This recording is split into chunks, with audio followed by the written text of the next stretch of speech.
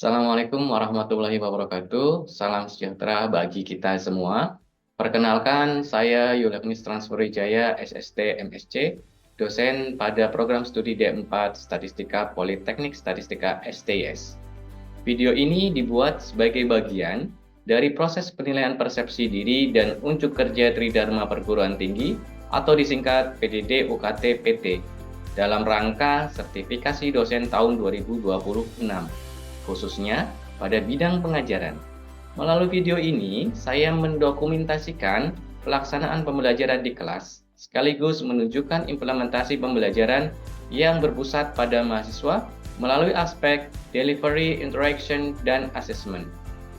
Mata kuliah yang saya ampu adalah Official Statistik dengan kode mata kuliah K200205. Mata kuliah ini merupakan mata kuliah wajib institusi berbobot 3 SKS yang diselenggarakan pada semester gasal. Mata kuliah ini bertujuan memberikan penguasaan pengetahuan dan keterampilan mengenai official statistics, sehingga mahasiswa mampu melakukan pengumpulan data yang terstruktur untuk mendukung penyelenggaraan official statistik, serta mampu mengaplikasikan konsep manajemen pada kegiatan statistik. Adapun capaian pembelajaran mata kuliah yang ingin dicapai dalam mata kuliah ini meliputi kemampuan mahasiswa untuk menunjukkan sikap bertanggung jawab dan mandiri, menguasai konsep teoritis dan isu aktual yang berkaitan dengan official statistics, menunjukkan kinerja yang mandiri, bermutu, dan terukur, mengkaji penerapan ilmu pengetahuan dan teknologi dalam menghasilkan official statistics, serta menyusun hasil kajian dalam bentuk kertas kerja dan menjabarkan kegiatan pengolahan, analisis, penyajian, interpretasi, serta diseminasi data official statistics. Perancangan mata kuliah ini mengacu pada capaian pembelajaran lulusan program studi yang dibebankan pada mata kuliah, khususnya dalam membentuk lulusan yang memiliki sikap profesional berintegritas dan bertanggung jawab dalam penyelenggaraan statistik, mampu bekerja sama dan berkomunikasi secara efektif, menguasai konsep dan metodologi statistika, serta memiliki kemampuan dalam pengelolaan, analisis, interpretasi, dan penyajian data statistik untuk mendukung pengambilan keputusan berbasis bukti. Mata kuliah ini juga memperkuat kompetensi mahasiswa dalam memahami penyelenggaraan statistik resmi sesuai dengan prinsip-prinsip official statistics serta perkembangan sistem statistik nasional. Capaian pembelajaran lulusan tersebut kemudian diturunkan ke dalam 5 capaian pembelajaran mata kuliah atau CPMK yang selanjutnya diuraikan menjadi 5 sub capaian pembelajaran mata kuliah atau sub CPMK, yaitu mahasiswa diharapkan mampu menjelaskan definisi dan peran official statistik, memahami tata kelola penyelenggaraan official statistics, menjelaskan konsep manajemen mutu official statistics, memahami pentingnya modernisasi official statistik, serta memahami ragam kegiatan statistik beserta pemanfaatannya dalam menghasilkan statistik resmi yang berkualitas. Untuk mencapai capaian pembelajaran tersebut, proses pembelajaran dilaksanakan melalui kombinasi metode ceramah interaktif, tinjauan pustaka, pembelajaran berbasis kasus, diskusi, dan presentasi. Melalui pendekatan tersebut, mahasiswa didorong untuk beraktif berdiskusi, menganalisis studi kasus, mengemukakan pendapat, serta menghubungkan konsep yang dipelajari dengan praktik penyelenggaraan official statistics di Indonesia maupun di tingkat internasional. Asesmen pembelajaran yang dilaksanakan secara berkelanjutan melalui tugas terstruktur, kuis, responsi, dan evaluasi aktivitas pembelajaran, serta ujian tengah semester dan ujian akhir semester. Komposisi penilaian terdiri atas 30% tugas, 35% ujian tengah semester, dan 35% ujian akhir semester. Seluruh proses penilaian dilakukan secara objektif, transparan, dan mengacu pada capaian pembelajaran yang telah ditetapkan. Video yang akan ditampilkan merupakan pelaksanaan pembelajaran pada pertemuan pertama dengan topik konsep dasar official statistics. Pada pertemuan ini, mahasiswa diharapkan mampu menjelaskan definisi dan karakteristik official statistics, memahami peran official statistics dalam mendukung pembangunan dan pengambilan kebijakan berbasis data, serta mengenal ruang lingkup penyelenggaraan official statistics sebagai fondasi untuk mempelajari materi pada pertemuan-pertemuan berikutnya.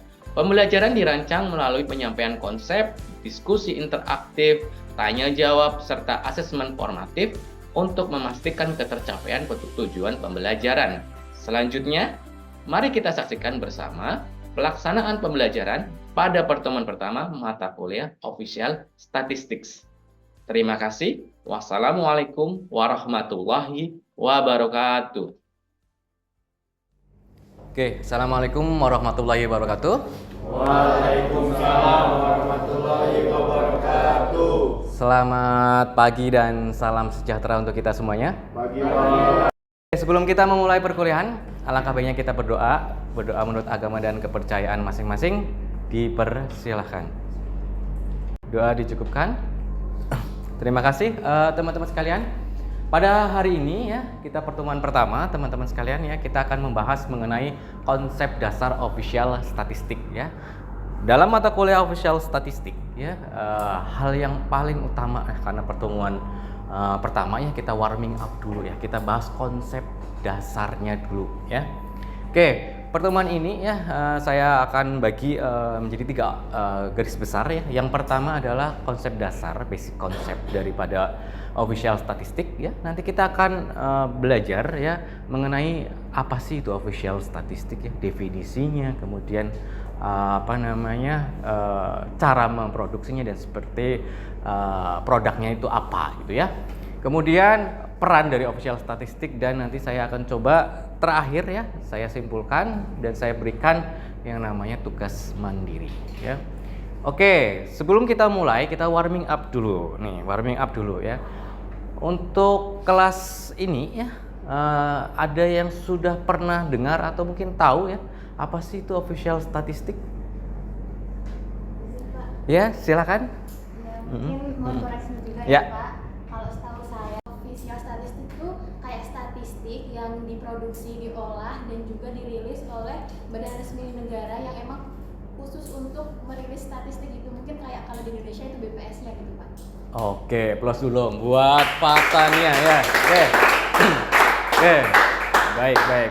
Terima kasih ya. Jadi lebih menggarisbawahi produsennya ya. Ini produsen daripada official statistik ya.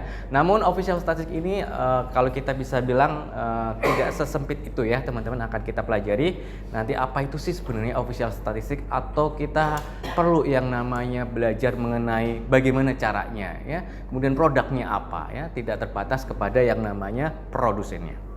Oke.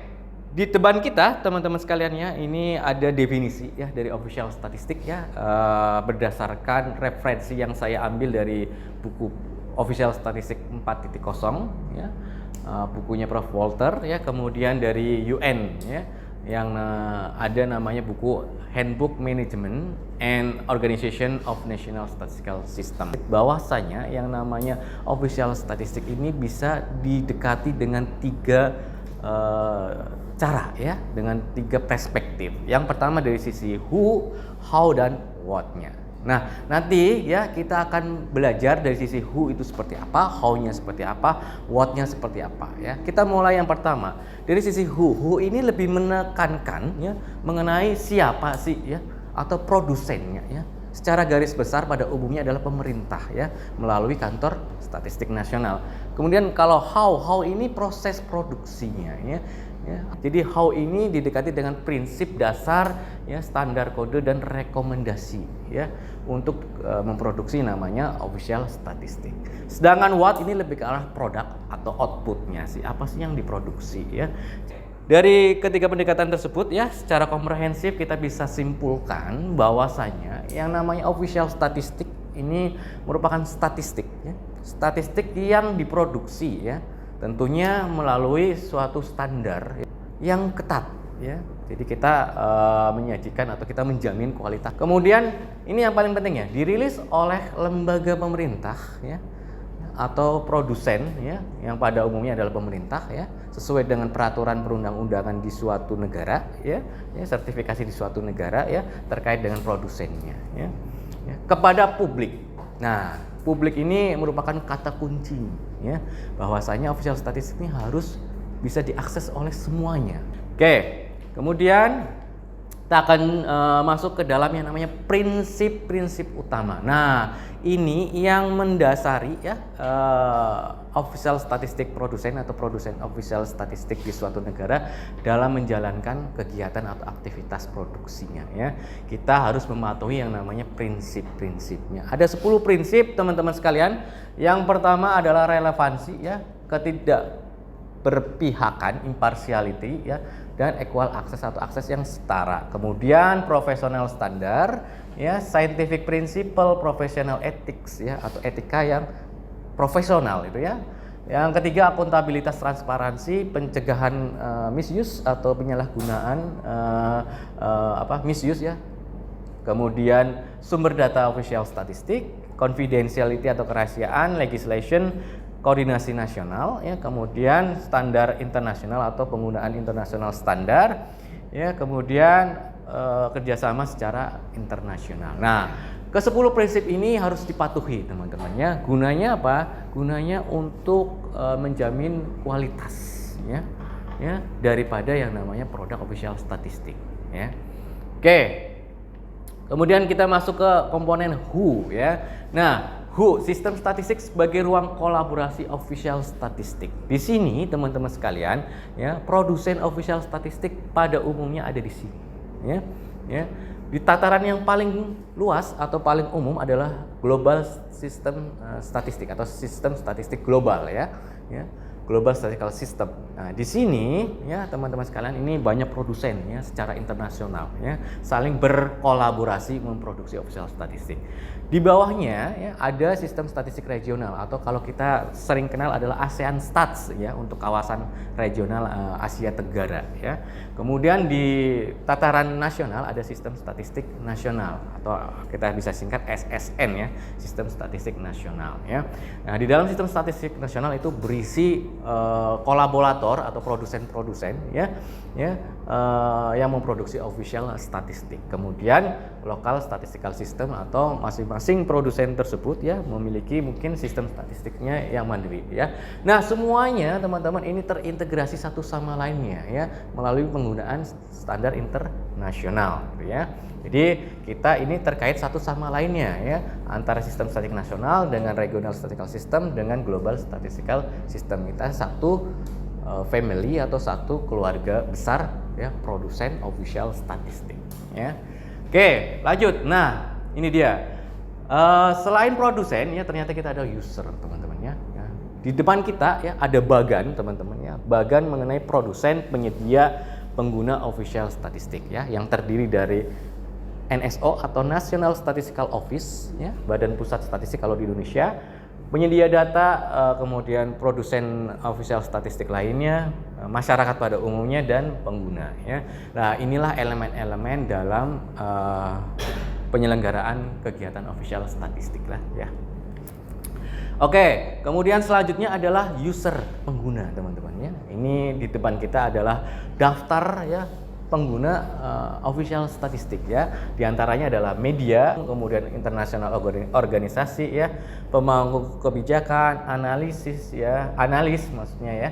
Kemudian masyarakat sivil ya, NGOs gitu ya. Kemudian di bawahnya lagi ada produsen official statistik atau penyedia informasi gitu ya. Yang terakhir adalah komunitas saintifik atau peneliti gitu ya. Ya, di sini ya. Ya, user ini terklasifikasi berdasarkan kebutuhan ya. Semakin ke bawah, semakin dalam, kebutuhan akan data official statistik itu semakin detail. Oke. Kemudian bagaimana sih proses produksi official statistik? Nah, di sini ada hubungan antara produsen dan user ya. Keduanya ini bersinambung satu sama lainnya ya, berhubungan satu sama lainnya ya. Oke, kemudian di hadapan kita adalah framework atau kalau kita bisa bilang kerangka produksinya ya. Kerangka ini dipakai seluruh produsen official statistik dalam proses produksinya ya. Dimulai dari penentuan kebutuhan hingga evaluasi. Ada 8 fase atau tahapan gitu ya. Masing-masing fase memiliki sub-subnya atau sub tahapannya. Berikut merupakan penggunaan standar internasional ya teman-teman ya. Standar internasional ternyata terbagi atau terklasifikasikan menjadi 3 jenis ya. Apa aja klasifikasinya? Yang pertama kita bisa kenal klasifikasi itu sendiri ya. Klasifikasi terkait dengan apa sih? Contohnya nanti ada di belakang teman-teman ya. Kemudian terkait dengan konsep dan definisi, kemudian metodologi dan prosedur. Nah, 3 jenis ini ya teman-teman ini tergolong menjadi standar ya. Ini yang akan kita seragamkan lah ya, akan kita harmonisasikan ya dari sistem statistik global hingga ke lokal sistem statistik atau sistem statistik nasional itu ya. Oke, ini berikut contoh ya mengenai yang namanya standar internasional ya. Ada SNA, Sistem Neraca Nasional ya. Ada klasifikasi industri standar internasional ya. Dari semua kegiatan ekonomi biasanya kita kenal namanya ISIC Rev 4 ya. Kemudian ada contoh manual indeks harga konsumen teori dan praktek. Nah, ini gambar teman-teman sekalian, ini merupakan contoh klasifikasi di Indonesia ya. Secara level nasional. Nah, sedangkan untuk yang teman-teman lihat di atas ini ya, ini secara level internasional. Ya, jadi bisa diimplementasikan di berbagai negara ya dengan harmonisasi masing-masing kondisi negaranya. Oke, masuk ke dalam yang namanya kualitas teman-teman. Ternyata proses produksi ya ini tujuan atau ujungnya adalah penjaminan kualitas ya. Jadi official statistik ini harus memiliki kualitas yang ketat ya. Nah, ini bagan teman-teman ya, dimensi penjaminan kualitas ya. Kita lihat circle yang kuning ini teman-teman sekalian ya. Ini merupakan aktivitas produksi ya. Dari setiap aktivitas produksi akan menghasilkan data ya. Data ini akan dijamin dari 6 dimensi ya. Ini yang garis merah ya yang mengelilingi warna kuning ya. Ini adalah data output ya, produk daripada produksi official statistik ya oleh produsen official statistik ya. Nah, dimensi-dimensi yang menjamin apa aja ya? Ada relevansi, interpretabilitas, aktualitas dan tepat waktu, aksesibilitas, koherensi dan keterbandingan serta akurasi. Nah, akurasi ini teman-teman sekalian ini sangat erat kaitannya ya, closely related to ya dengan data itu sendiri ya. Ya, ini hubungannya dengan nanti total survey error gitu ya, non sampling error sama sampling error lah biasanya ya, terkait dengan akurasi data. Selebihnya ya terkait koherensi hingga relevansi ini sangat terkait erat dengan yang namanya pengguna datanya ya. Jadi ini merupakan komprehensif daripada penjaminan kualitas untuk produk official statistik. Oke, ini contoh penjaminan kualitas dari level nasional ya di Indonesia ya. Kita kenal namanya BPS-QF atau Badan Pusat Statistik Quality Assurance Framework ya. Nah, sama ya teman-teman, memiliki 6 dimensi penjaminan kualitas. Relevansi, akurasi, aktualitas dan tepat waktu, aksesibilitas, koherensi dan keterbandingan, interpretabilitas. Nah, masing-masing dimensi ini mempunyai indikator kualitas masing-masing atau sub-subnya ya. Oke, lanjut kita ke media penyampaiannya ya kan. Tadi kan di awal disebutkan bahwasanya media penyampaiannya harus disampaikan ke publik ya melalui media penyampaian gitu ya. Nah, ini merupakan modernisasi ya teman-teman sekalian dari official statistik yang biasanya dilakukan secara pameran ya. Produknya dipamerkan misalkan di pameran-pameran, kemudian ada seminar, workshop dan sebagainya ya, ada pelatihan-pelatihan dan sebagainya. Nah, ini menyongsong modernisasi ya teman-teman sekalian ya. Kita memiliki yang namanya sistem diseminasi terintegrasi ya. Jadi modernisasi ini kita merangkul yang namanya teknologi ya teman-teman ya, di mana berbagai aplikasi ya, software, website ya, kemudian aplikasi ya, kemudian berbagai kanal-kanal atau channel-channel teknologi ya digunakan untuk mempublis atau mendiseminasikan yang namanya produk official statistik ya. Oke, tadi sudah who, kemudian how, sekarang what. Berikut merupakan klasifikasi kegiatan official statistik. Teman-teman bisa melihat ya dari diagram di depan ya. Menurut UNICE ya, mereka mengklasifikasikan kegiatan statistik ya secara umum ya yang dilakukan oleh organisasi statistik nasional atau internasional ke dalam 5 domain. Domain pertama adalah demografi dan social activities. Domain kedua adalah economic statistik. Domain ketiga environment and multi-domain statistik. Domain keempat methodology of data collection, processing, diseminasi dan analisis. Kemudian domain yang berikutnya mengenai isu-isu terkait dengan manajerial, strategic and managerial. Nah, 5 domain ini yang banyak dilakukan atau kegiatannya banyak dilakukan oleh organisasi statistik nasional atau internasional yang memproduksi official statistik lah, ya. Oke, selanjutnya kita melihat output, ya. Output atau produk, ya teman-teman sekalian, ya. Sebelum kita masuk ke output dan produk, ya, kita mau coba singgung sekilas mengenai inputnya, ya. Ternyata dalam hal produksi ada inputnya. Inputnya itu apa sih? Input itu adalah bahan, ya, untuk dilakukan suatu pengolahan lebih lanjut lah, ya, diproses, ya, produksinya hingga menghasilkan output. Nah, inputnya ini meliputi sensus, survei, kompilasi produk administrasi dan cara lain, ya, menurut Undang-Undang Nomor 16 Tahun 97 tentang statistik, ya. Nah, kalau sensus survei, ya, biasa kita lakukan kompilasi produk administrasi kita biasa kumpulkan, ya. Contohnya data-data mengenai registrar atau registrasi penduduk, ya. Kemudian, nah, ini yang paling menarik adalah cara lain, ya. Nah, di sini kita bisa kenal namanya big data, ya. Ternyata big data ini bisa jadi input untuk pembuatan official statistik, teman-teman, ya. Oke, kita bergeser ke yang namanya output dan produk. Ada 3, teman-teman, ya. Ya, 3 jenis output atau produk official statistik secara umum, ya. Ya, data, ya, sistem neraca, ya, maupun indicators, ya, atau indikator, ya. Nah, ketiganya ini bisa dibedakan, ya, berdasarkan tujuan, ya. Untuk data dengan sistem neraca, ya, ini tujuannya sifatnya multipurpose, ya, bisa digunakan untuk berbagai tujuan, ya. Sedangkan kalau indikator ini adalah sifatnya spesifik by design, gitu, ya. Oke, lanjut. Tadi kita sudah menyinggung indikator. Ini teman-teman sekalian, ya, contoh indikatornya, teman-teman, ya. Ada inflasi, pertumbuhan ekonomi, ekspor dan impor, kemudian kemiskinan, pengangguran, Gini rasio, IPM, ya. Kemudian setiap masing-masing produk, ya, atau indikator statistik ini, ya, teman-teman, ini memiliki jadwal rilis yang berbeda-beda, ya. Ada yang sifatnya tahunan, ada yang dikeluarkan semesteran, ada juga yang setiap triwulan, ya, setiap bulanan, ya. Oke. Nah, biasanya indikator-indikator tersebut atau data official statistik, ya, ada di mana sih? Nah, ada di 2 publikasi ini, teman-teman, ya. Ini produk yang dihasilkan oleh official statistik, ya, dirangkum, dikompilasi, ya. Untuk level penyajian nasional ada di Statistik Indonesia, untuk di level penyajian daerah, ya, provinsi, kabupaten, bahkan ada level kecamatan, ini namanya daerah dalam angka, ya. Sekarang kita masuk ke dalam yang namanya peran, ya. Berikut merupakan peran official statistik, teman-teman sekalian, ya. Peran official statistik ini juga banyak digunakan oleh pemerintah, ya, untuk merancang kebijakan, ya, untuk merencanakan, mengimplementasi, ya, untuk memonitoring program-program pemerintah, ya.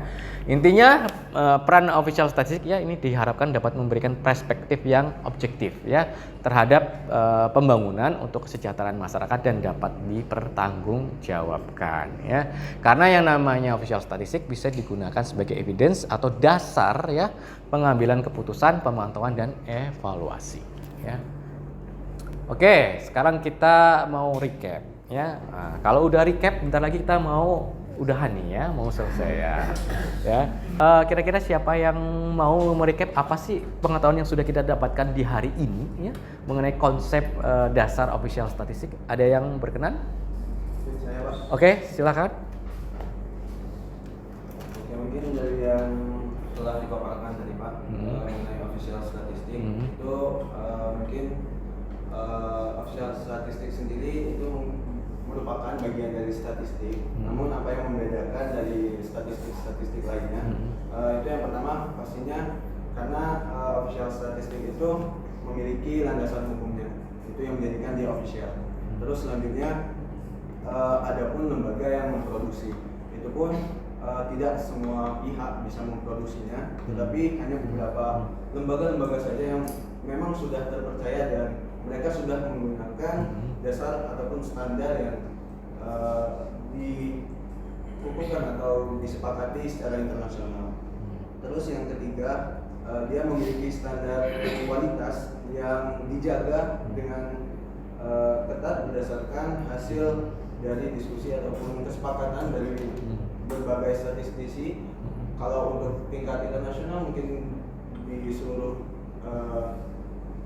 dunia. Terus kalau misalkan kalau yang di tingkat nasional mungkin bisa dari statistisi di tingkat nasional itu. Terus yang terakhir juga mungkin untuk official statistik itu dia yang membedakan dari yang lain, dia dirilis sesuaikan ada jadwal-jadwal rilisnya supaya nanti masyarakat luas juga bisa mengaksesnya dengan lebih mudah. Terus juga kegunaannya itu sebagai kebijakan, entah itu kebijakan dari individu masing-masing masyarakat ataupun bahkan dari pemerintah, karena data yang dihasilkan dari official statistik itu sudah seharusnya dijamin keakuratannya. Mungkin cukup sekian. Oke, plus dulu dong buat Ego. Luar biasa ya Mas Ego. Ternyata banyak sekali ya pengetahuan yang sudah didapatkan dari teman-teman tadi diwakili oleh Mas Ego ya. Oke, kita masuk ke kesimpulannya. Saya coba simpulkan ya pembelajaran kita pada hari ini ya. Secara garis besar ya tadi sudah disebutkan ya oleh Mas Ego ya. Pada hari ini kita sudah belajar teman-teman sekalian ya mengenai konsep dasar official statistik ya. Utamanya kita tahu ya ternyata official statistik ini tadi bagian daripada yang namanya statistik juga gitu ya. Namun yang membedakan adalah ya official statistik ini diproduksi ya menurut atau ada standarnya ya. Standarnya supaya memiliki kualitas yang bagus ya. Ada kualitas yang dijamin di sana ya. Kemudian dilakukan publikasi atau dirilis ya oleh produsen ya.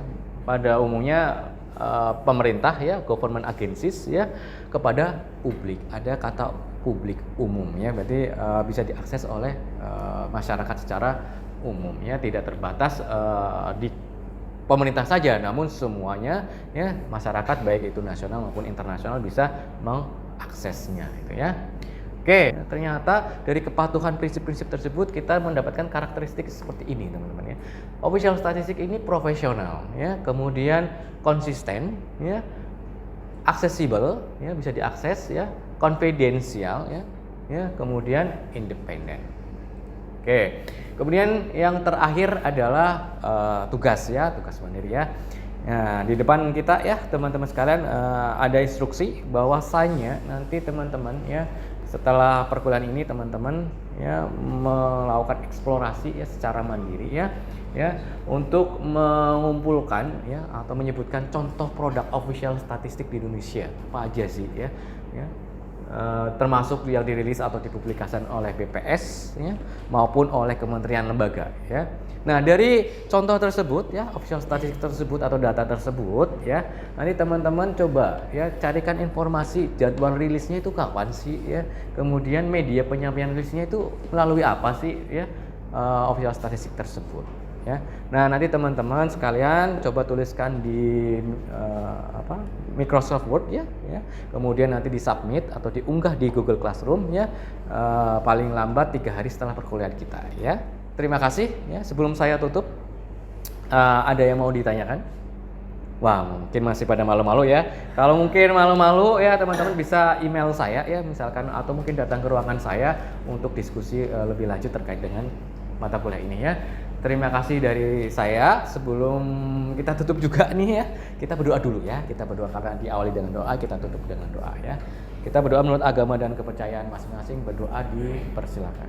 Doa dicukupkan. Terima kasih. Saya akhiri. Wassalamualaikum warahmatullahi wabarakatuh. Waalaikumsalam warahmatullahi wabarakatuh.